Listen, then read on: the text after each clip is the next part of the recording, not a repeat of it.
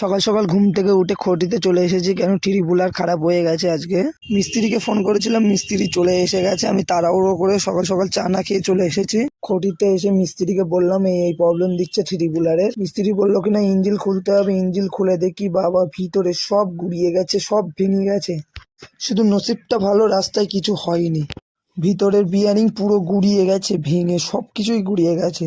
খোলা পোতাই বিয়ারিং এটা ওটা অনেক কিছুই খারাপ হয়ে গেছে, তাই দোকানে কিনতে এসেছি। ত্রিপুলারের একটা পাস খুলতে হবে, ওটাও সাথে করে নিয়ে এসেছি আমি। দোকানে এসে দেখি ভীষণ ভিড়, কেউ নেই দোকানে। তারপরে যা যা বলেছে সব নিয়ে আমি বাড়িতে চলে এসেছি। এসে মিস্ত্রিকে দিয়ে দিলাম, মিস্ত্রি সব ফিট করতে লেগে গেল। কেন অনেক দেরি হয়ে গেছে, এখন বাজে 8:30 সন্ধে।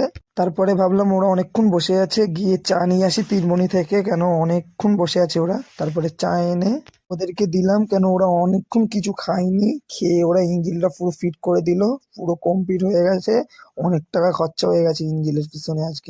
আমার ত্রিপুলার পুরো কমপ্লিট হয়ে গেছে, দেখো পাক্কা 4,000 টাকা খরচা হয়েছে ত্রিপুলারটা পুরো কমপ্লিট করতে।